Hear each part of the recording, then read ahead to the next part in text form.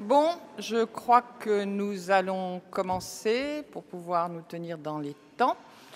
La première partie ou la première table ronde était consacrée au début du Centre Marc-Bloch, la genèse, et maintenant on va voir comment ça continue.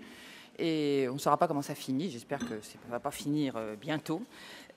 Oui, je vais commencer par une petite remarque. J'espère que personne ne la prendra mal. En fait, je pense que c'est une remarque très positive. Tout à l'heure, en regardant la première table ronde, l'histoire, la formation, la genèse, je me suis dit brusquement, 7 personnes, 7 hommes. C'est impressionnant aujourd'hui quand même. Hein. Et donc, cette seconde table ronde, les choses ont changé. Et bon, je dis, je n'étais pas particulièrement offusquée par la première, arrivant en fin de carrière sans avoir vraiment levé le drapeau du féminisme tout au long de ma carrière. Enfin, en fin de carrière, je commence quand même à réfléchir à la chose. Et donc, en voyant la seconde table, je dis que c'est signe des temps, ça a bien évolué. Et j'ajouterai une chose, c'est que le Centre Marc-Bloch, de ce point de vue-là, est un modèle, au point de vue parité, puisque la parité est à la mode. Le Centre Marc-Bloch est un modèle, très probablement, si on va regarder du côté des doctorants, je n'ai pas les chiffres en tête, mais si on regarde aussi la direction, puisque finalement, je vais, pour l'équilibre, mettre de côté la direction temporaire d'Olivier Beau, en dépit du fait que je pense qu'elle était je regrette tout à fait qu'il ne soit pas là présent aujourd'hui, mais enfin, en principe, il y a eu 4 directeurs, c'est-à-dire en fait 2 directeurs et 2 directrices. Donc pour l'instant, la parité y est. Je présente la table ronde, du moins les membres de la table ronde. Je ne vais peut-être pas présenter Joachim Nettelbeck, parce que je crois qu'il a déjà été présenté, qu'en plus il a été représenté dans la suite. Et je passe donc à Pascal Laborier. La plupart d'entre vous la connaissent. Pascal Laborier est professeure de sciences politiques à l'Université de Nanterre. Elle a été doctorante du Centre Marc-Bloch à ses débuts, et elle a été également la directrice du Centre Marc-Bloch de 2004 à 2010, si je ne me trompe pas sur les dates. Ensuite, Matthias Phillips, qui travaille au Bundesministerium für Bildung und Forschung. Je ne sais pas exactement avec quelle fonction. Ce que je sais, c'est qu'il était présent à ce ministère au moment où je suis arrivée à la direction du Centre Marc-Bloch, et qu'il m'a été très utile pour comprendre, j'y reviendrai, pour mettre en place, ça avait déjà été entamé avant que j'arrive, le début de participation de la partie allemande au fonctionnement et surtout au financement du Centre Marc-Bloch. Bénédicte Savoie à ma droite, qui a été doctorante au Centre Marc-Bloch et qui aujourd'hui est professeure à la Technische Universität de Berlin. Michael Werner, beaucoup d'entre vous le connaissent également, et qui est directeur du CIRA, Centre interdisciplinaire d'études et de recherche sur l'Allemagne. Et enfin, Gabriel Metzler, qui est professeur d'histoire contemporaine, qui a la chaire de Geschichte Westeuropas und der transatlantischen Beziehungen à la Humboldt-Universität, et qui est directrice de l'An-Institut, Centre Marc-Bloch, et elle nous précisera ce qu'est, pour moi c'est pas absolument clair, ce qu'est un An-Institut. Alors, en ce qui concerne la seconde partie de la table ronde, ou la seconde table ronde, nous voudrions traiter 4 thèmes. Donc, évoquer dans un premier temps l'investissement croissant de l'Allemagne dans le soutien au Centre Marc-Bloch, tant au point de vue financier, ce qui n'est pas la moindre des choses, mais qu'au plan institutionnel. Nous voudrions évoquer également les ouvertures disciplinaires. Et enfin, l'internationalisation renforcée des échanges, en terminant, si nous en avons le temps, sur une interrogation concernant ce qui peut advenir du franco-allemand dans le domaine de la recherche et de la formation à la recherche, à une époque où s'impose d'une part l'européanisation de la recherche, et dans un contexte qui est celui de la globalisation, avec ce que cela implique en termes d'internationalisation de la recherche. Pour commencer, Donc l'investissement évoqué dans l'histoire du centre Marc Bloch à partir du début des années 2000, l'investissement croissant donc de l'Allemagne dans le soutien au centre Marc Bloch. Quand j'ai pris la direction du centre, j'arrivais avec un profil d'universitaire pur, s'étant assez peu occupé jusqu'alors, un peu mais pas beaucoup, d'administration de la recherche, ou voire même du fonctionnement de l'académie. Et j'étais donc un peu intimidée par un certain nombre de tâches liées à la direction du centre Marc Bloch, et en particulier lorsque Étienne François, qui m'a beaucoup aidé à ce moment-là, m'a expliqué qu'il y avait un projet, le centre Marc Bloch donc bénéficiait d'un logement qui était mis à sa disposition par la ville de Berlin, et si je ne me trompe, à cette époque, c'est à quoi se résumait la participation de l'Allemagne au centre. Et donc Étienne François m'a expliqué qu'il y avait un projet qui devait aboutir dans peu de temps et que le Bundesministerium für Bildung und Forschung allait apporter un financement au centre Marc Bloch. Et donc c'est dans ces conditions-là que j'ai fait la connaissance de Matthias Phillips, qui a commencé à m'expliquer ce qu'était un contrat international et ce que ne devait pas être le texte qui allait être signé. Et donc, comme j'avais très peu de compétences en termes de droit international, j'étais très impressionnée, j'ai appris beaucoup de choses. Je vous passe la parole pour évoquer ce début et peut-être la suite d'ailleurs de l'investissement du Bundesministerium für Bildung und Forschung dans le soutien au centre Marc Bloch. Vielen Dank. Vielleicht erfülle ich nicht die Erwartungen, aber ich will weniger über das Investissement Croissant sprechen, als über das Investissement überhaupt. Denn ich bin in verschiedenen Kontexten mit dem Centre Marc Bloch befasst gewesen, und zwar von 1995 an, ja bis jetzt, natürlich mit Unterbrechung, nicht die ganze Zeit. Und insofern muss ich sagen, dass für mich die Zeit vor allem zwischen 1995 und 2001 die eigentlich spannende Phase war, weil das Bundesministerium sich zu dieser Zeit doch sehr zurückhaltend verhalten hat. Und es eine Phase war, wo, ich will mal so sagen, es wurde ja auch schon von Klippen und Hindernissen gesprochen, die hat es bei uns im Ministerium eben auch gegeben, bis es schließlich zu dieser Finanzierung gekommen ist.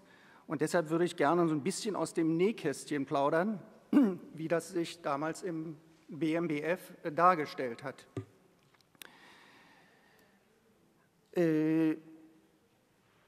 Bei uns im internen Bereich, und da spreche ich vor allem über Hans-Volker Ziegler, der hier zwar noch nicht genannt wurde, aber der eine wichtige Rolle gespielt hat in der Zeit, und einigen anderen Kollegen war eigentlich klar, dass wir gerne das Centre unterstützen würden, zumal von den deutschen Beiratsmitgliedern, ich nenne da Wolf Leppinis, ich nenne Horst Möller, ich nenne auch Friedhelm Neithardt, der Wunsch an das Bundesministerium herangetragen wurde, endlich politische Verantwortung zu übernehmen. Und dies war für uns ein, ich sage es mal, Hebel, um doch dann etwas zügiger die Sache in Angriff zu nehmen. Aber zügig und Bundesministerium, das verträgt sich nicht immer.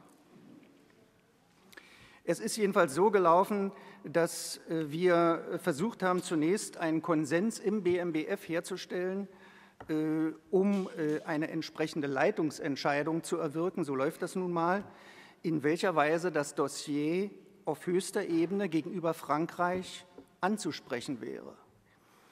Und schließlich haben wir es geschafft, im Frühjahr 1997 war es der damalige Bundesminister Rüttgers, der damit einverstanden war, mit unserem Vorschlag, eine prinzipielle Absichtserklärung gegenüber Frankreich abzugeben, dass wir bereit sind, das von Frankreich bis dato allein finanzierte Centre in eine von beiden Ländern getragene Einrichtung umzuwandeln. Eine gute Gelegenheit wäre der Gipfel gewesen 1997, ich glaube im Herbst, das war der berühmte Gipfel von Weimar, der sogenannte Kulturgipfel. Wir haben alles versucht, aber wir sind nicht auf die Agenda gekommen. Es sollte eine laut unserem Außenministerium ein eingeschränkter Gipfel sein und demzufolge haben das Licht der Welt erblickt die Deutsch-Französische Hochschule und auch das Sierra. Das waren die beiden Beschlüsse, aber wir sind nicht draufgekommen auf den Gipfel. Dann verging wieder eine Zeit. Wir haben Möglichkeiten gesucht und schließlich eine gefunden, um am Rande eines Carnegie-Treffens die Sache auf höchster Ebene anzusprechen zwischen Herrn Rüttgers und Minister Allègre. Aber auch dort ist es uns nicht gelungen, das Thema ist aus Zeitgründen nicht angesprochen worden. Schließlich, jetzt komme ich hier zum Schluss, war es dann erst im Dezember 1998 auf dem 72. deutsch-französischen Gipfel in Potsdam, als Bundesministerin Buhlmann das gegenüber Allègre ansprach und gesagt hat, die Bundesseite ist bereit und würde gerne in Verhandlungen treten, um auch eine politische und eine finanzielle Verantwortung zu übernehmen. Danach Herr Allègre hat das zur Kenntnis genommen, freudig zur Kenntnis genommen. Danach gab es eine Phase, wo im Ministerium die verschiedenen Partizipationsmodelle reflektiert wurden. Denn es war gar nicht klar, was es hieße, was es heißen würde, dass wir in die Finanzierung einsteigen. Es wurden verschiedene Modelle reflektiert. Die Vorstellungen waren sehr unterschiedlich, gingen sehr weit auseinander. Aber schließlich haben wir uns dann im Vorfeld der Regierungsverhandlungen mit Frankreich dann für ein Modell entschieden und haben uns dabei auch ein bisschen an dem Wissenschaftskolleg zu Berlin, an den Äußerungen auch von Wolf Lepenies orientiert, der seinerzeit die Europäisierung von Wissenschaft und Forschung favorisierte. Deutschland sollte Asymmetrien, ich zitiere aus einer seiner Reden, Deutschland sollte Asymmetrien akzeptieren, mitbestimmen, aber nicht mitregieren wollen. Und das war für uns so etwa die Leitlinie, mit der wir dann auch versucht haben, mit Frankreich Kontakt aufzunehmen. Schließlich hatten wir eine weitere Verzögerung einzuplanen. Insofern, es waren damals noch andere Zeiten, wir konnten nicht so selbstständig handeln, wie wir wollten. Unser Auswärtiges Amt hielt die Sache auf politischer Ebene an und wollte das Centre integrieren in ein geplantes trilaterales Forschungskolleg mit Polen, das in Warschau entstehen sollte, im Rahmen des Weimarer Dreiecks. Gott sei Dank wurde die Sache, sage ich mal, politisch nicht von allen drei Seiten mit gleicher Anstrengung verfolgt, sodass die Sache im Sande verlief und das Auswärtige Amt dann einlenkte und sagte, bitte schön, BMBF, jetzt könnt ihr marschieren. Schließlich haben wir dann die Sondierungsgespräche einberufen, haben die französische Seite gebeten, uns Termine zu nennen. Und dann ist es Ende 1999 ist es dann zu den Gesprächen in Paris gekommen. Verhandlungsführer war seinerzeit Monsieur Saint-Jour und auf unserer Seite Herr Eitner. Und herausgekommen ist das famose Papier, was inzwischen ja schon Geschichte ist und nicht mehr existiert, dieses sogenannte Aide-Mémoire, wo die Eckwerte der deutschen Beteiligung festgelegt wurden. Es war ein langer Weg, der schließlich eine Absprache im Grunde genommen unterhalb der Schwelle eines völkerrechtlichen Vertrags, der durch Briefwechsel dann fixiert wurde. Und zwar auch wiederum zwischen Bundesministerin Buhlmann und dann Minister Schwarzenberg und Hubert-Védrine. Und damit endete im Grunde genommen die eigentliche Phase, die sehr klippenreich war, aber schließlich auch erfolgreich. Vielen Dank.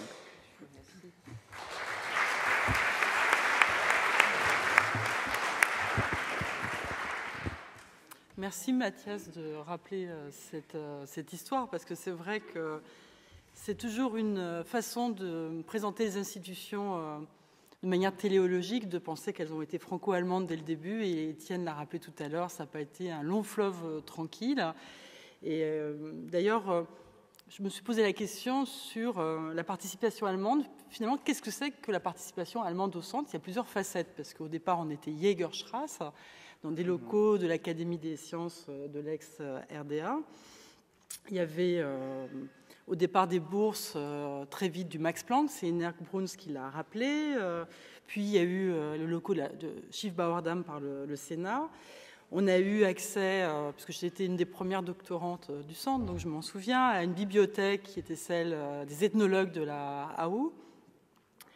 On avait donc accès ici à différentes situations qui pouvaient qualifier notre centre d'un centre franco-allemand, et même à une époque où il ne s'appelait pas encore le centre Marc Bloch. Et l'histoire du centre jusqu'à aujourd'hui, c'est un hybride de cette évolution d'une participation qui prend différentes facettes. Et c'est vrai qu'il y a eu une montée en puissance dans l'histoire qu'on écrit récemment, avec aussi la création de postes de directeur adjoint, mais qui est plus le fait du hasard que d'une volonté qui avait été décidée auparavant. Et puis, actuellement, avec le soutien du BMBF récent et de la Humboldt, ça a pris vraiment une autre dimension. Il y aurait beaucoup d'anecdotes à raconter sur tout ça, qui seraient souvent assez croustillantes. Et puis, il ne faut pas oublier non plus que il y a les soutiens institutionnels, mais il y a aussi le contexte scientifique de la recherche allemand qui fait qu'il y a beaucoup de moyens tiers. Alors, bien sûr, par la DFG, le BMBF, d'appels d'offres, mais aussi les fondations allemandes. Ce qui fait qu'il y a une myriade allemandes dans le centre Marc Bloch qui ne sont pas toujours visibles. Bien sûr, ce qui est visible, ce sont les doctorants allemands, les chercheurs allemands, l'administration allemande. Et du départ, il y a eu des recrutés locaux allemands qui donnaient du départ le caractère très allemand au centre, surtout dans l'accueil des nouveaux centristes. Et quand j'essaie de réfléchir, parce que moi je travaille en sciences politiques sur les institutions et sur les réformes des administrations, ça m'a beaucoup appris toute cette période, puisque j'étais à la tête de ce centre, comme Catherine l'a rappelé, à un moment où se posait la question d'une plus forte participation allemande. Et comme Étienne me l'avait conseillé, j'avais été voir l'imminence grise du centre Marc Bloch, Joachim, au VZB, et qui m'avait dit, en fait, pour trouver une solution, vous devez penser allemand. Enfin, on était à plusieurs lors de ce rendez-vous. Il y avait Arnaud qui était présent, Daniel Schonpflug aussi. Et donc, on devait penser allemand pour penser à un nouveau financement du centre et à un déménagement. C'était très compliqué parce que quand on est face à des systèmes nationaux qui sont si différents sur un plan institutionnel, comment vous conciliez une administration centralisée où tout se décide au travers des ministères avec des situations de la recherche qui sont locales, régionales, où il faut négocier avec les universités, les lenders. C'est deux approches très différentes, ce n'est pas le même type de fonctionnaire ou d'interlocuteur. Et donc le penser allemand, ça revenait à tourner des fois un petit peu en rond parce que pour avoir un soutien local, il fallait être dans une université. Pour être dans une université, il fallait pouvoir payer des locaux. Pour payer des locaux, il fallait que le Sénat nous donne une subvention. Et pour que le Sénat nous donne une subvention, il fallait qu'on ait un autre type de reconnaissance, c'est-à-dire par exemple être un institut et donc revenir vers le BMBF qui n'avait pas de compétences à ce niveau-là. Donc on tournait un petit peu en rond et je dois dire que finalement, on a beaucoup pensé allemand pour monter un projet qui a évolué dans cette période, qui est le Hahn Institut. Mais on a dû aussi se rendre compte que, comme souvent dans la comparaison, lorsqu'on fait ça dans les thèses ou dans les séminaires, penser allemand, ça veut dire penser très différemment aussi de ce que sont les Allemands, c'est-à-dire qu'on a eu plusieurs partenaires qui se sont toujours comportés comme on n'imaginait pas qu'ils pourraient se comporter, donc pas comme des Allemands. Et je pense notamment, on a eu beaucoup de chance. On a eu comme président de la Humboldt Marc Schiess, dont on n'a pas encore parlé, mais qui est un grand humaniste, qui aime beaucoup la France. Et je dois dire que s'il s'était comporté comme un président classique à la tête d'une bureaucratie allemande, mais jamais on n'aurait pu avoir l'idée de venir à la Humboldt créer cet Hahn Institut. C'est avec toute la poésie, tout l'amour des lettres et puis la vieille amitié qu'il avait nouée avec les directeurs précédents du centre que cela a été permis. Bien sûr, Matthias Philipp a été un compagnon de route et je pense qu'il est loin de l'image qu'on peut avoir d'un fonctionnaire du BMBF. Il a été très utile, je ne peux pas dire, il y a beaucoup de secrets, ça sera pour l'histoire, non pas du temps présent, mais ensuite. Et puis, il faut dire aussi que on parle de l'Allemagne, on a parlé de la chute du mur. Bon, Jägerstrasse, Schiefbauer-Dam, c'est aussi le franco-allemand, ça passe aussi par le lien avec l'ex-RDA. Merci Barbara de toujours traduire fidèlement ce qui se passe pour le centre, qui était là très tôt au début. Mais par exemple, dans les négociations avec la Humboldt, il y a une partie de l'administration qui est issue aussi de l'ancienne administration de l'ex-RDA. Et une des premières difficultés, c'était de négocier avec des partenaires qui s'opposaient à un certain nombre de décisions à l'intérieur même de l'université. Il fallait pouvoir retrouver la langue de l'ex-RDA pour négocier mètre carré avec ses fonctionnaires. Voilà, donc il y a plein d'exemples, mais en tout cas, moi ce que je retiens de cette histoire sur la participation allemande, c'est deux choses, et je pense que ça apprend beaucoup de choses aussi quand on réfléchit à la restructuration, réforme de la recherche en France. D'abord, ce qui a été très important dans cette histoire plus récente, et au départ, c'est la très grande stabilité de tous les interlocuteurs allemands. C'est-à-dire qu'avec l'équipe, notamment administrative, et je remercie encore Arnaud qui est présent, qui est venu aujourd'hui, on a eu, quand un centre a plusieurs tutelles, ça veut dire plusieurs interlocuteurs, et au moment de grandes réformes qui ont secoué beaucoup nos institutions françaises, qui parfois les ont mis à mal aussi dans les projets qu'elles souhaitaient mener, que ce soit la RGPP, maintenant c'est la LRU, mais au CNRS, il y a eu aussi de très nombreuses réformes. En fait, les interlocuteurs changeaient tout le temps, c'est-à-dire, parfois, certains étaient stabilisés dans certaines administrations, mais une autre administration bougeait. Mais je dois dire que du côté allemand, on avait tout le temps les mêmes partenaires, et ça a permis aussi cette stabilité, de nouer cette confiance institutionnelle, qui n'est pas qu'une confiance de personne à personne, mais une confiance dans les institutions, et de comprendre comment évoluer. Ça, c'était un point très important. Et je vois dans le retour en France la façon dont se passe actuellement la LRU. C'est une très forte instabilité, c'est-à-dire on ne sait plus avec qui on parle et on ne sait plus quel horizon d'attente on a, que ce soit dans le gouvernement précédent ou actuel. On a là une forme d'incertitude qui ne doit pas rendre le pilotage de nos institutions très facile. Or, pour faire de la recherche, on a besoin d'un petit peu de tranquillité aussi, et pas simplement du mouvement et du changement, même si c'est porteur d'avenir. Ensuite, il y a un deuxième point. On a parlé hier dans l'ouverture du colloque du monde de la presse. Nicolas Offenstadt a parlé du monde des livres. Et puis, on est intervenu sur le feuilleton de différents grands quotidiens allemands. Et là, je dois dire qu'en Allemagne, ce qui m'a beaucoup plu et qui a peut-être aussi aidé tous ces débats et ces reconstructions, ça a été le très grand intérêt de la société civile et de la presse allemande pour tout ce qui concerne la recherche et la culture de manière générale, mais en tout cas la recherche.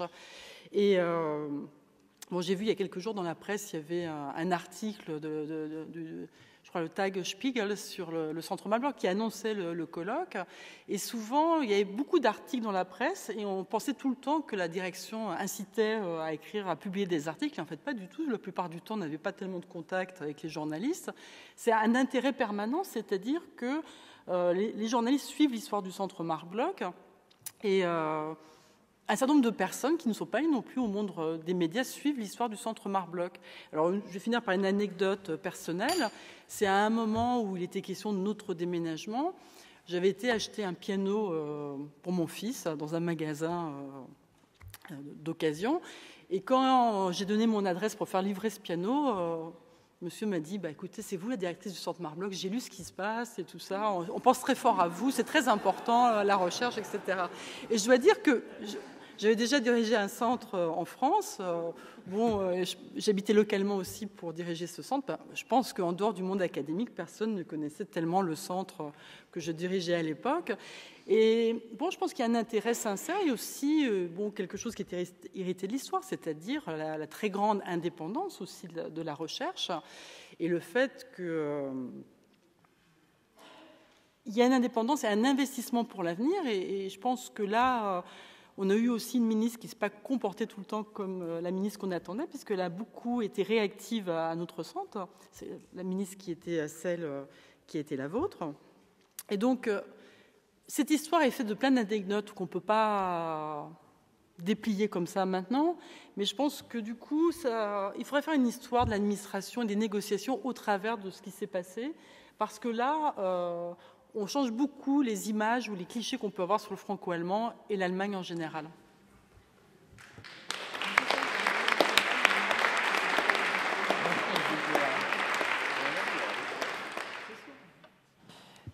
je remercie Mathias Phillips et Pascal Laborier pour cet éclairage tout à fait remarquable sur cette, je veux dire, tout à fait intéressante, non seulement pour l'anecdote, l'histoire du Centre Marc-Bloch lui-même, mais aussi effectivement pour la lumière que cela jette sur le fonctionnement des institutions. Je ne sais pas, tu as tellement insisté sur le fait que les partenaires allemands étaient toujours autres que ce à quoi tu t'attendais, que je me suis posé la question de savoir quelle image tu as du partenaire allemand au départ, mais bon, nous laissons.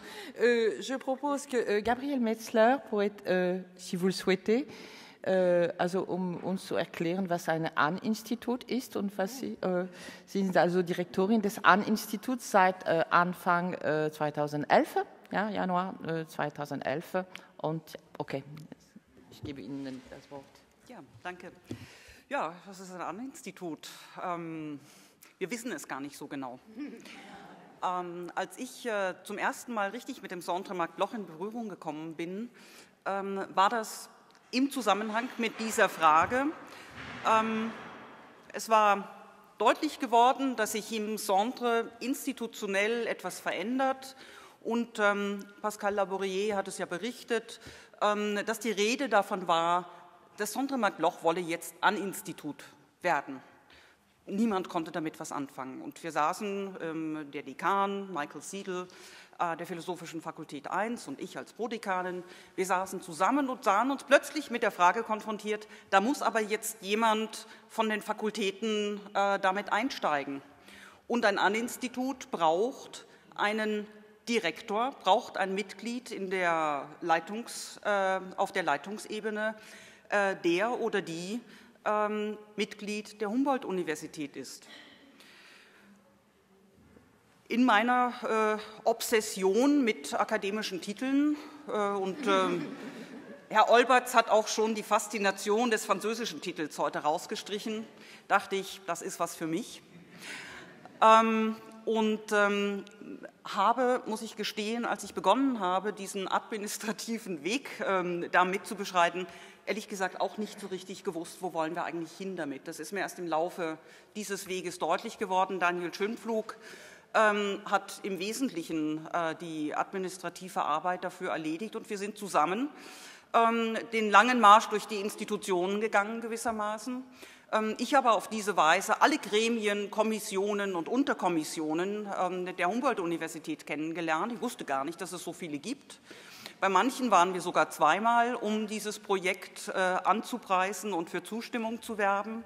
Bis dann am Ende, Herr Olberts hat die geglättete, harmonische Endversion nur erzählt, der Akademische Senat tatsächlich einstimmig zugestimmt hat. Was ist ein An-Institut? Wir haben bestimmte Anhaltspunkte in den Regeln, die es gibt, Leitlinien für die Anerkennung von An-Instituten, so etwas gibt es. Da steht drin, dass man Institute als An-Institute anerkennen kann, wenn sie das Angebot der Humboldt-Universität in der Forschung, in der Lehre ergänzen, verstärken und etwas im Angebot haben, gewissermaßen, was die Universität für sich nicht hat. Ja, es muss also ein deutlicher Gewinn sein von etwas Neuem. Man kann sich wenig Institutionen vorstellen, die dieses Kriterium besser erfüllt hätte als das Centre Marc-Bloch. Als ein deutsch-französisches Institut gibt es in dieser Form nicht, als ein interdisziplinäres Institut, als ein Institut, das nicht nur in der Forschung außerordentlich aktiv gewesen ist und immer noch ist, sondern eben auch als ein Institut, was die Lehre, die Ausbildung unserer Studierenden in ganz erheblichem Maße mit prägen kann und es auch tut, dem Lehrveranstaltungen angeboten werden von Mitgliedern, Mitarbeitern des Centre Marc-Bloch. Und das ist im Grunde der Kern. Ja, also für die Humboldt-Universität ist es eine Verstärkung, eine Ergänzung, ein Gewinn von etwas, was sie von sich aus nicht hat. Für das Centre hat, glaube ich, die Anerkennung als An-Institut dafür gesorgt, dass es in der Universität sichtbarer geworden ist. Ja, also die Kooperationen, die es vorher schon gab, waren doch eher auf der persönlichen Ebene. Ich sehe es bei uns im Institut für Geschichtswissenschaften, wo Hartmut Kelble immer eine wichtige Rolle gespielt hat als Verbindung zum Centre Marc Bloch. Das ist inzwischen auf breitere Basis gestellt worden. Ja, also eine Verstärkung der Sichtbarkeit. Wir haben seitdem eine Reihe von gemeinsamen Projekten auf den Weg gebracht. Auch das ist administrativ in der Universität dann etwas einfacher, wenn es ein An-Institut ist und eben schon ein anerkannter Partner, wenn man so will. Und insofern, gut, es ist schwierig, nach 1,5 Jahren da schon eine Bilanz zu ziehen, aber der Weg, der jetzt beschritten wird, ist, glaube ich, wirklich ein sehr, sehr erfolgversprechender und zukunftsträchtiger.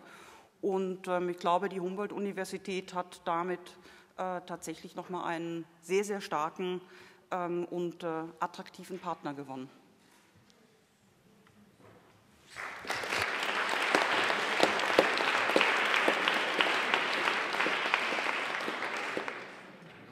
Je crois que ce thème mériterait en fait qu'on s'y attarde plus longtemps encore. Bon, c'est un exemple tout à fait remarquable de coopération franco-allemande dans le domaine de la recherche et de la formation à la recherche. Mais nous avions quelques autres thèmes au programme. On va les traiter un peu plus rapidement, mais cela fait partie de l'histoire des transformations du Centre Marc Bloch. Le premier thème, ou le second thème, c'est celui des ouvertures disciplinaires. Je rappelle, et d'autres compléteront le cas échéant, que d'entrée de jeu, et bien que le directeur, premier directeur fondateur du Centre Marc Bloch fût un historien, bien que les historiens aient eu un grand rôle dans la formation et peut-être dans la continuation de l'histoire du Centre Marc Bloch, une grande place, il reste que d'entrée de jeu, il y avait d'autres disciplines partie prenante en fait. Il n'a pas été conçu comme un centre d'histoire, notamment l'anthropologie, il en a été question plus tôt. Mais je pense que dans les années qui ont suivi, 2000, enfin 99-2000, cette ouverture disciplinaire, c'est aussi parce que le centre grossissait, cette ouverture disciplinaire s'est accrue avec la géographie, avec la philosophie, même si je n'ai pas fait beaucoup de philosophie au Centre Marc Bloch, avec l'économie, avec les sciences politiques, et sur ces transformations que, Michael, éventuellement, tu pourrais intervenir. Tu avais dit que tu avais quelque chose à dire à ce propos. Vous voyez qu'on a une chef d'orchestre qui a la partition, mais les musiciens, ils ne savent pas, finalement. Donc, bon, si, évidemment, la question de l'ouverture disciplinaire, je voudrais dire deux choses. D'abord, le centre a été quand même créé selon une vision française des sciences sociales, c'est-à-dire une vision de discipline unifiée de sciences de l'homme et qui ne suivait pas du tout la distinction entre Geisteswissenschaften et Sozialwissenschaften très marquée en Allemagne. Donc, et je pense que jusqu'à un certain degré, cette empreinte française du début, elle s'est maintenue jusqu'à aujourd'hui. Et ça vaut pour le cadre général, en quelque sorte. Maintenant, un deuxième aspect de cette affaire, c'est que l'expérience des chercheurs, et notamment aussi des jeunes chercheurs au centre, est que les frontières disciplinaires entre les deux univers académiques ne correspondent pas forcément. Donc pour l'histoire, en gros, d'accord, c'est assez bien défini, même si en France, on range l'histoire plutôt dans du côté des sciences sociales. Mais pour toutes les autres disciplines, notamment des sciences sociales, anthropologie, sociologie, sciences politiques, littérature, esthétique, philosophie, on voit que où les jeunes chercheurs ont constaté que ces divisions disciplinaires ne fonctionnaient pas de la même façon, et du coup, ils en ont pu tirer profit pour leurs propres travaux. C'est-à-dire un sociologue qui arrive, ou un politiste français qui arrive au centre avec une vision en sciences politiques françaises, il est confronté d'un côté aux sciences politiques, aux Politikwissenschaften en Allemagne, et en même temps à une certaine tradition de sociologie. Et donc, du coup, surtout s'il travaille sur des objets allemands, on peut peut-être en revenir là-dessus encore tout à l'heure, il y a un décentrement qui s'opère et qui est extrêmement important pour le travail de recherche qui est effectivement qui est effectué. Donc, je pense donc non seulement la palette disciplinaire s'est considérablement élargie, mais elle a été constamment en mouvement, et c'est une des particularités, une des richesses de l'expérience des jeunes chercheurs au Centre Marc Bloch. Pascal, brièvement, tu peux ajouter un mot là-dessus ? Oui, Michel, tu as tout fait raison de dire que les partages disciplinaires ne sont pas les mêmes, ce qui fait que du coup, parfois au centre, on a l'impression qu'on fait de l'interdisciplinaire, alors qu'entre un chercheur et un français et un chercheur allemand, finalement, on parle la même langue parce qu'on vient de disciplines qui se rapprochent. Par exemple, un sociologue français avec un ethnologue allemand ont beaucoup de choses à se dire. Et donc, c'est assez productif. On a pu parfois parler de thèses qui avaient un petit peu le stempel Centre Marc Bloch parce qu'on reconnaît un petit peu ce croisement entre les disciplines. Alors ça a beaucoup d'avantages. Bon, bien sûr, la curiosité. Dans le cadre d'un marché de la recherche avec des appels d'offres sur contrat au moyen tiers, c'est une grande force dynamique, une force de frappe. En même temps, la difficulté qu'ont tous les directeurs du Centre Marc Bloch et les équipes de chercheurs, c'est d'encadrer des doctorants qu'on doit, pour reprendre une expression, emprunter une expression qui avait été utilisée lors des 10 ans du Centre Marc Bloch, on doit rempoter les doctorants dans le marché académique national et qui souvent est disciplinaire. Donc c'est toujours un pari, c'est-à-dire qu'à la fois... Mais c'est un pari au-delà du Centre Marc Bloch, c'est un pari dans les jeunes chercheurs, dans les post-docs. Tout le monde est dans l'interdisciplinaire, dans des projets collectifs, parce que c'est très productif. Mais après, pour trouver un marché dans des cours plus classiques et des parcours universitaires, c'est parfois une grande difficulté d'être tout le temps dans l'interdisciplinaire. Non, mais excusez-moi d'intervenir là, mais non, je trouve vous donner la parole. Que c'est justement la difficulté que vous décrivez, ça démontre la tâche qui est devant nous. En effet, c'est, comme Michael a dit, les frontières entre les Geisteswissenschaften et les Sozialwissenschaften sont maintenant peut-être plus dures en Allemagne qu'entre les Geisteswissenschaften et les Naturwissenschaften. Tandis que vous avez, avec la tradition de l'histoire et de l'anthropologie, des traditions qui permettent de faire le pont entre ces deux. Alors, mais la difficulté de carrière que vous démontrez démontre le chemin qu'on a à faire dans chacun de nos systèmes nationaux, et ça démontre à quel point ils sont encore nationaux et à quel point il est important, par ce genre d'expérience, d'internationaliser notre regard. Je prends naturellement le terme de Michael, des regards croisés. Et c'est quelque chose qu'on oublie toujours, à quel point nos paysages intellectuels sont nationalement, sont encore dans ces limites nationales. C'est pour ça que je trouve que 89, c'est aussi le début pour ouvrir ces frontières, et c'est là l'avenir de cette tâche. Et j'ai l'impression que d'ici 20 ans, quand on fêtera les 50 ans de Centre Marc Bloch, on y sera encore à ce problème, parce que ça demande vraiment une modification de nos façons de penser de base. Excusez-moi. Du tout, au contraire. L'intervention de Joachim Nettelbeck me permet de passer du thème que nous abordions là, les ouvertures disciplinaires, directement au troisième, voire au quatrième point. Déjà, au troisième point, on évoquait l'internationalisation des échanges et on pensait sous ce thème, notamment traiter de ce qui a été appelé le rempotage, c'est-à-dire plus exactement, de manière plus générale, de la valorisation des parcours internationaux des doctorants en termes de carrière. Et je propose que Bénédicte a quelque chose à dire à ce propos. Voilà. Oui, j'ai été très touchée tout à l'heure au moment de la table ronde précédente de voir les 7 bonnes fées penchées sur le berceau de Marc Bloch à l'époque où nous sommes arrivés comme doctorants, Pascal Laborier et d'autres. c'est émouvant de comprendre comment ce bébé avait été pensé, alors que nous, quand on arrivait comme doctorants, et c'est vraiment la question centrale de l'effet Marc Bloch, l'effet du centre Marc Bloch, quand on arrive à 20 ans à Berlin ou à 22 ans, ici, complètement dans le brouillard, on ne comprend évidemment rien à ces enjeux institutionnels, et on subit, en quelque sorte, où je crois qu'on a été nombreux, on est ici, alors excusez-moi, mais je ne peux pas résister à l'envie de les citer, puisqu'on est quand même presque une quinzaine de ma génération à être ici.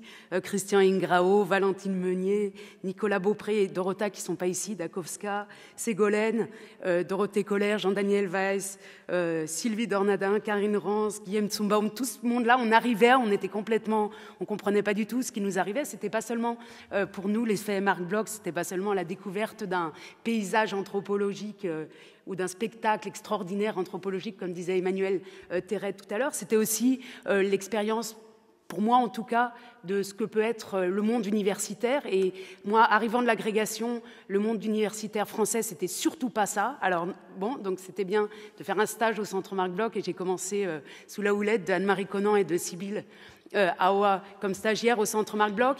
Et c'était un moyen de découvrir que finalement, le monde universitaire, pourquoi pas. C'était pas si horrible qu'en France, en tout cas. Et non seulement le monde universitaire, mais aussi le monde de la recherche, puisqu'en France, en tout cas, je ne sais pas comment était exactement l'expérience de mes amis et de mes contemporains là-bas, mais en tout cas, dans mon cas, je n'avais jamais fait de recherche avant d'arriver ici. Pour formuler les choses autrement, alors que tout à l'heure, Yves Saint-Jour disait, nous, on était tous des pros du franco-allemand et on repensait le franco-allemand. Pour nous, l'effet Marc Bloch, et il dit, oui, on a créé l'ADN Marc Bloch. Pour nous autres, les doctorants, on a été trempés dans le tonneau d'ADN quand on était petits. Et alors, évidemment, ça transforme génétiquement, je pense, d'où les difficultés peut-être de rempotage. Je voudrais insister, donc, la découverte de la recherche au Centre Marc Bloch, c'était d'abord, et surtout pour une germaniste comme moi, qui, bien sûr, comme la plupart des germanistes allemands à l'époque, ne connaissait rien à l'Allemagne française, et n'aimait pas forcément l'Allemagne, c'était découvrir la multiplicité d'approches disciplinaires et même de disciplines, donc quand on était en tout cas dans mon cas, dont on ne soupçonnait même pas l'existence ou les finesses entre les sociologues et les anthropologues et les débats sans fin entre ces jeunes gens de 20 ans qui se disputaient « Ah oui, mais t'argumentes comme un sociologue, ah non, mais je suis anthropologue » et tout. Ça aussi, c'était un spectacle fascinant, et j'aimerais vraiment insister sur l'effet magique du séminaire de méthode qui avait lieu tous les lundis, et en particulier dans ma perspective, l'effet magique de Jakob Vogel et de Béatrice von Hirschhausen, et l'impression profonde qu'ils m'ont fait, en tout cas à moi, de manière méthodologique et pour toujours, pour toute la vie. C'est ça la transformation génétique. C'était leur capacité à formuler des synthèses, donc à comprendre ce qui avait été dit. Moi, je comprenais pas toujours et souvent rien, et surtout apprendre à poser des questions. Et je crois que pour tous les Français qui arrivaient au Centre Marc Bloch, pas apprendre à poser des bonnes questions, apprendre à parler, et on n'était tous pas du tout formés à parler et à échanger, et pour ça, ça a été un moment extrêmement important. Donc voilà, le Centre Marc Bloch, c'était une sorte de Durchlauferhitzer. On a été secoués et on en ressort tous différents, mais la présence de tant de personnes, en tout cas de ma génération ici, qui soient retournées en France ou qui soient restées ici, ça me paraît être vraiment un signe très fort de cette transformation Durchlauferhitzer. On arrive froid à l'intérieur et on en ressort très très chaud.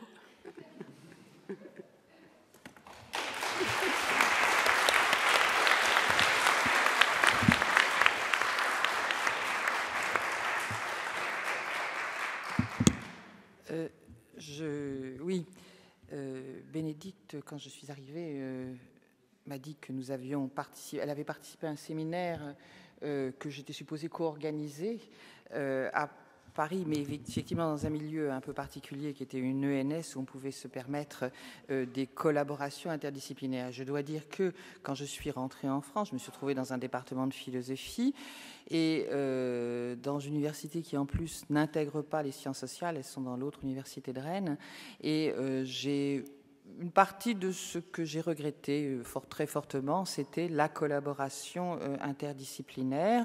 Non pas qu'elle me soit totalement interdite, elle l'est sur la place de Paris. Il y a des lieux où cette collaboration est possible, de même que les échanges, travailler dans le franco-allemand, c'est toujours possible, mais qu'en revanche, à l'intérieur même de l'université, je crois que mon expérience n'est pas unique, c'est quand même très, très difficile je ne sais pas ce qu'il en a en Allemagne, mais à réussir à briser, à cause tout simplement du fonctionnement des institutions, à briser les catégories disciplinaires et à permettre cette collaboration. Donc, le Centre Marc Bloch, effectivement, ça fait partie du bagage que ramènent en France, ou pas nécessairement en France d'ailleurs, les anciens du Centre Marc Bloch, cette pratique et ce goût pour quelque chose qui est plus que de l'interdisciplinarité. On travaille véritablement ensemble. On ne se contente pas de juxtaposer, comme dans un colloque, des regards différents sur un même objet l'espace d'une journée ou deux. C'est cela qu'il ramène en France. Mais à ma connaissance, il était question de quelques chiffres ce matin. Patrice Weich nous en a dit quelques mots. On ne va pas sortir les chiffres maintenant, mais à ma connaissance, la réintégration peut être difficile sur le plan individuel, mais au point de vue des chiffres, les anciens du Centre Marc Bloch ont de bons résultats dans l'intégration dans le milieu académique. En France, je suppose.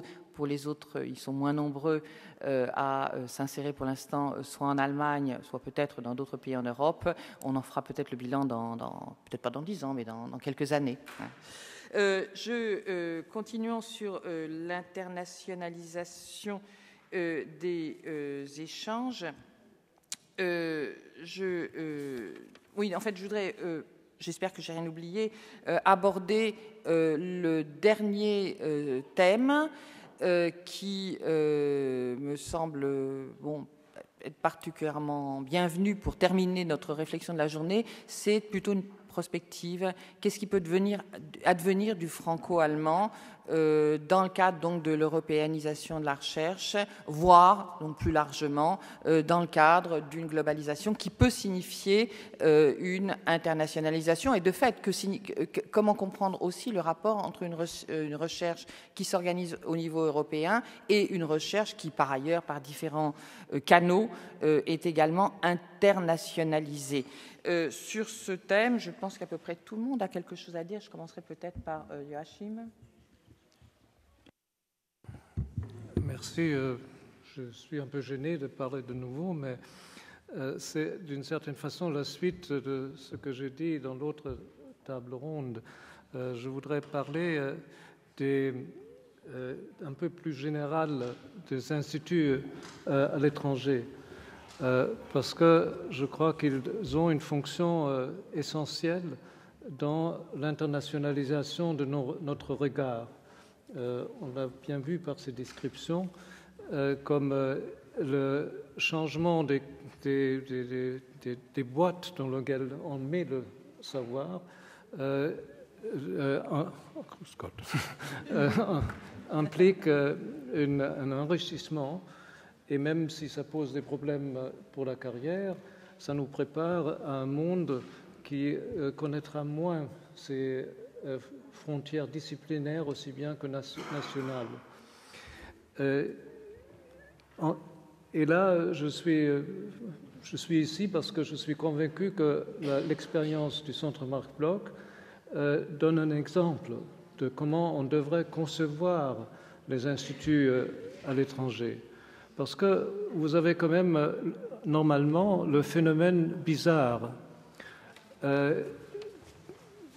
que dans un institut à l'étranger, vous vous sentez dans une situation plus nationale que dans un centre ici à Berlin. Par exemple, ici, à 500 mètres d'ici, à ce moment, il y a un colloque sur l'avenir du travail dont le collègue de Andreas Eckert et Alain Suppiot y participent, et c'est financé par l'Organisation internationale du travail de Genève. Ça, c'est une coopération, si vous voulez, franco-allemande, où il y a un Africain, un Indien, un Chinois, et c'est un problème qu'on a ensemble, qu'est-ce qu'est l'avenir du travail, et il y a un cœur chercheurs allemands français qui s'en occupent, mais naturellement, ils se trouvent dans un monde, et dans le collègue Arbeit, Jürgen Kocker est là, il est le co-directeur, vous vous trouvez vraiment dans le monde. Par contre, excusez-moi si je prends cet exemple, si vous venez dans l'Institut d'histoire allemand au Marais, dans le merveilleux palais, moi je me sens en Allemagne. Il y a des chercheurs allemands qui viennent là, et ça, dans la capitale de l'histoire, si on veut. Je sais que l'ancienne directrice s'est donné beaucoup de mal à changer cet esprit, mais ça reste quand même un problème. Et aussi le directeur associé qui est parmi nous, c'est pour ça que je me permets de le dire, comme ça il peut protester. Mais ce n'est pas à juger que c'est mal que ce soit comme ça, mais c'est à mon avis un constat de la situation actuelle que ces structures sont dépassées par la mobilité réelle de la recherche. On n'en a plus besoin à l'intérieur de l'Europe d'être accueillis à Paris pour faire de la recherche.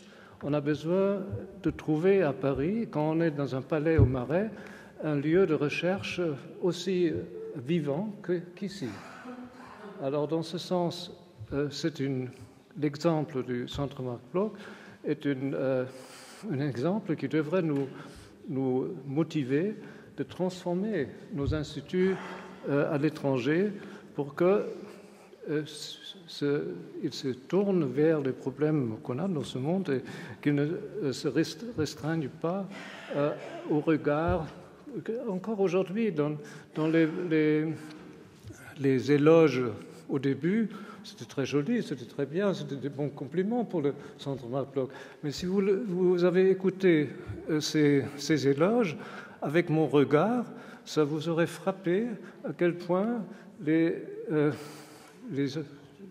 intervenants étaient attachés à dire, voilà, vous avez des Français qui viennent en Allemagne, qui comprennent cette culture et vice-versa. Comme si ce regard réciproque, qui est une base essentielle, et aussi les conflits qui s'en suivent, est une base essentielle de cette curiosité, mais l'objet doit être ailleurs. Et c'est ça qui manque dans la plupart de nos instituts à l'étranger. Alors c'est pour ça que je suis convaincu que c'est aussi une question d'une structure administrative. Et M. Phillips a raconté toutes les méandres des structures qu'on a discutées. Et finalement, ça reste toujours un problème. Ça reste surtout aussi un problème parce que le financement est trop déterminant pour ce que la direction peut faire ici. Parce que finalement, vous êtes restreinte à ce que le CNRS, le ministère, dans les projets, vous êtes assez libre parce que ça, vous posez une demande et la Fondation vous donne ce que vous demandez. Mais dans le financement institutionnel, vous êtes limité à ce que vos tutelles vous permettent. Le ministère est gentil et vous permet d'inviter au moins des citoyens des autres pays d'Europe. Mais pourquoi cette limitation? Alors, si on pense, non pas maintenant européanisation, mais internationalisation, je trouve qu'il faut faire la différence entre le niveau institutionnel et les chercheurs, et laisser les chercheurs tranquilles avec les passeports et toutes ces questions. Le choix des chercheurs se fait pour d'autres critères. Alors, dans ce sens, je suis convaincu que pour développer un centre à l'étranger intéressant, il faut avoir un objet intéressant qui est intéressant au-delà des regards nationaux, et il faut avoir des personnes qui le portent, qui devraient être les meilleurs de nos chercheurs, qui se consacrent à ce travail le plus difficile qu'il y a devant nous dans les sciences humaines et sociales. Et c'est pour ça que la ministre actuelle de l'Allemagne, Annette Schavan, elle a dit, une fois qu'on a terminé avec l'excellenzwettbewerb, notre prochaine tâche, c'est l'internationalisation. Et ça ne veut pas dire inviter plus de chercheurs étrangers, mais ça veut dire internationalisation des perspectives, du regard, de comment nous posons les problèmes, que nous posons les problèmes aussi avec le regard des Indiens et des Chinois, et pas seulement de nos voisins. Maintenant, quand on est dans cette structure... Excusez, je suis trop long. Encore une vous voyez, c'était déjà notre première conversation, je suis toujours dans l'utopique. J'adorais votre description et je travaillais toujours de cette façon.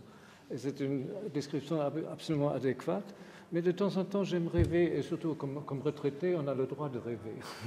Alors comme ça, je pense un peu d'une façon plus utopique. Alors là, vous avez mentionné notre discussion sur l'européanisation. C'était un mot tellement difficile.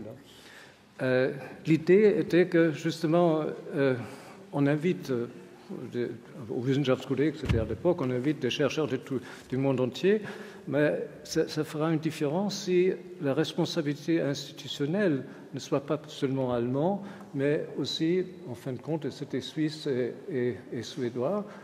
Les Français ont refusé. Et c'était cette idée-là qui nous a motivés de souligner cette européanisation qui aujourd'hui devrait être une internationalisation. Mais avec aussi une expérience qu'on a faite importante, les asymétries. Parce que si vous ajoutez à la structure institutionnelle trop de partenaires, et c'est un peu le problème du côté français, vous avez toujours une excuse de dire c'est la responsabilité de l'autre. Alors c'est pour ça qu'on a dit il faut asymétrie, il faut avoir une nation, un État qui prend la responsabilité principale et les autres aident. Alors dans ce cas-là, c'est pour ça qu'on avait proposé la France devait avoir la responsabilité et l'Allemagne devrait aider. Mais naturellement, ce serait bien si la France n'était pas aussi multi-tête comme c'est le cas. Bon, excusez-moi, c'est long. Merci Joachim. Ceci dit, on va être pris un peu de court par le temps. Et sur ce thème, je souhaite encore donner la parole à Michael et à Gabriel Metzler. Et puis je crois, à moins que vous ayez à intervenir sur ce thème, que nous arrêterons là. Michael.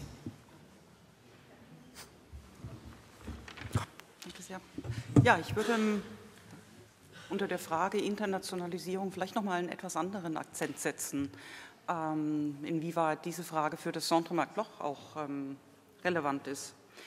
Wenn wir Globalisierung als die Leitvokabel nehmen, Globalisierung, an der sich die Forschung orientieren muss, ja, sowohl was das Personal angeht, als auch was die Themen angeht, Globalisierung als eine analytische Kategorie, an der wir uns abarbeiten müssen, dementsprechend auch als methodologische Herausforderung, haben wir im Nu Probleme in der Forschung, die gar nicht so einfach zu bewältigen sind. Ja, also man spricht sehr gerne so von globaler Forschung, aber Sie haben ja eine ganze Reihe von Problemen gerade eben schon angerissen, weshalb das nicht so einfach ist. Und die disziplinären Verständigungsschwierigkeiten zwischen den Disziplinen und unterschiedlichen nationalen Traditionen in den Disziplinen wurden ja auch schon angesprochen. Gleichwohl, finde ich, wird in den letzten Jahren im Forschungsprogramm des Centre deutlich, dass man sich dieser globalen Herausforderung bewusst ist. Ich glaube aber, dass man hier sehr, sehr bewusst agieren sollte und nicht einfach blindlings so auf den globalen Zug, wenn man so will, aufspringen sollte. Unser Gespräch ist ja auch noch überschrieben mit Fidèle aux origines. den Wurzeln gewissermaßen treu bleiben. Und das möchte ich hier als ein Plädoyer doch noch lancieren.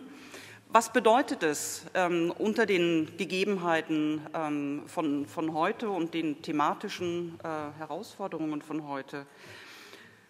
Ich würde denken, dass der Blick auf Europa durchaus eine wichtige, wenn nicht die wichtigste Rolle weiterhin spielen sollte. Der Blick auf Europa, aber der Blick auch aus Europa heraus, auf die weitere Welt, fraglos, um einen deutsch-französischen Kern herum gruppiert, aber eben immer in einer europäischen Perspektive. Ich fand das Bekenntnis von Monsieur Cher in der vorigen Runde sehr sympathisch zum europäischen Erbe der Aufklärung und für die Stärkung der europäischen Perspektive. Und das neue Projekt Cécile l'Europe ist ein Paradebeispiel dafür, wie das funktionieren kann, was man gewinnt, wenn man deutsch-französische Perspektiven auf ein europäisches Thema richtet, auf europäische Herausforderungen der Gegenwart richtet. Dafür ist das, glaube ich, ein ausgezeichnetes Beispiel. Und ich glaube, das ist ein Feld, auf dem das Centre Marc Bloch vielleicht in gewissem Sinne nicht als ein Auslandsinstitut, sondern als ein europäisches Inlandsinstitut seine Stärken tatsächlich ausspielen kann.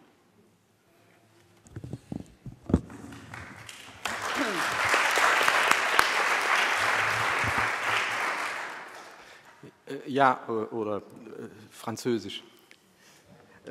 Oui, donc j'aimerais bien continuer encore un peu plus dans ces directions.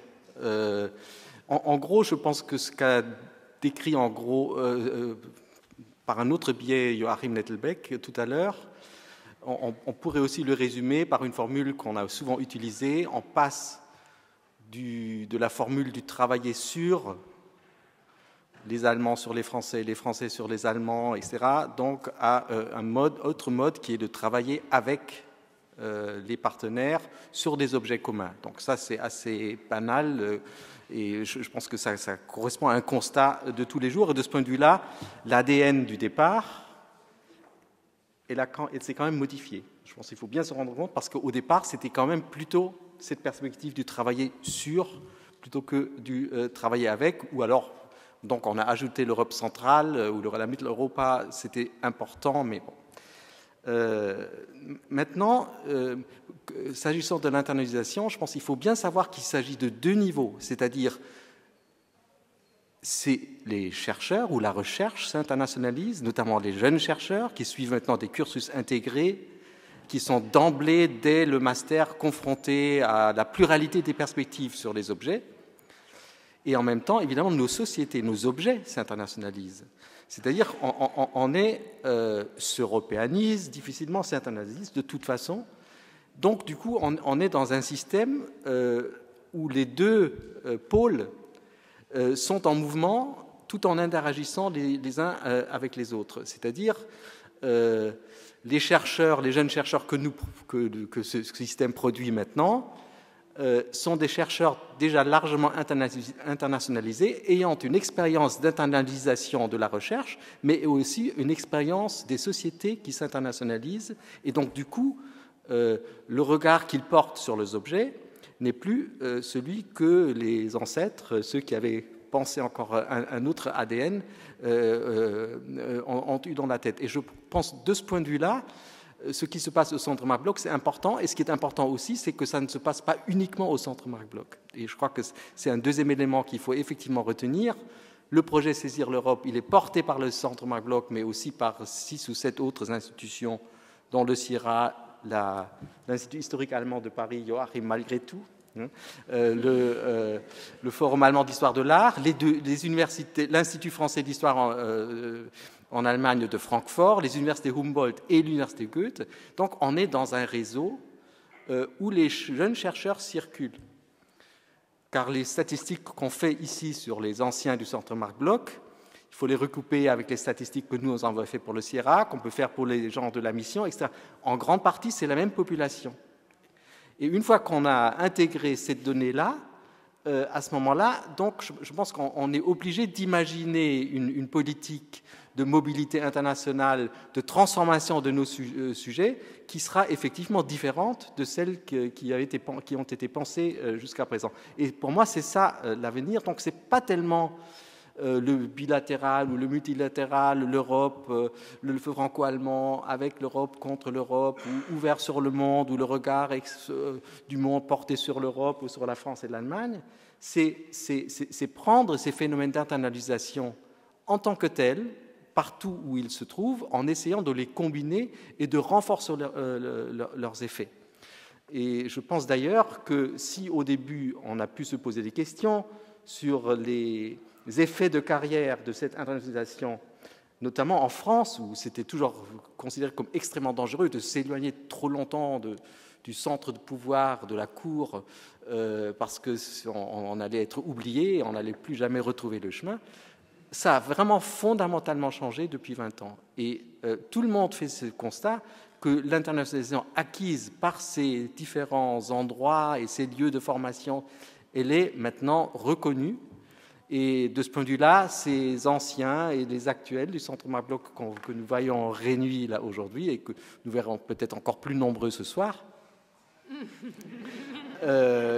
ils sont vraiment une sorte de ferment tout à fait particulier qu'il faut... Donc, c'est une nouvelle ADN, je pense, qui va se former là avec ces expériences. Et je suis, de ce point de vue-là, tout à fait optimiste concernant ces vieilles questions de bilatéral, multilatéral, Europe contre Europe, etc. Je pense que c'est ça qui est vraiment en jeu. Et de ce point de vue-là, le Centre Marc Bloch a un rôle tout à fait particulier avec ses partenaires. Il évolue avec les jeunes chercheurs qui l'animent. Voilà, on va terminer sur ce beau constat. Je vais simplement faire remarque pour finir que... On manque de temps. Et je voulais simplement noter qu'il est vrai que je pense que le problème du retour et des difficultés de carrière au retour se pose de façon beaucoup moins grave aujourd'hui qu'à l'époque, où on en parle beaucoup moins, et que ça prouve une chose, c'est que des expériences comme avant tout celles du Centre Marc Bloch ont aussi des effets en retour, c'est-à-dire qu'ils transforment l'université en France. Bon, voilà, je remercie, j'ai pas été une très bonne directrice de table ronde et je laisse les organisateurs, non en termes de temps, sans temps, de matin du temps, et je laisse les organisateurs de l'ensemble des festivités reprendre la main. Au revoir.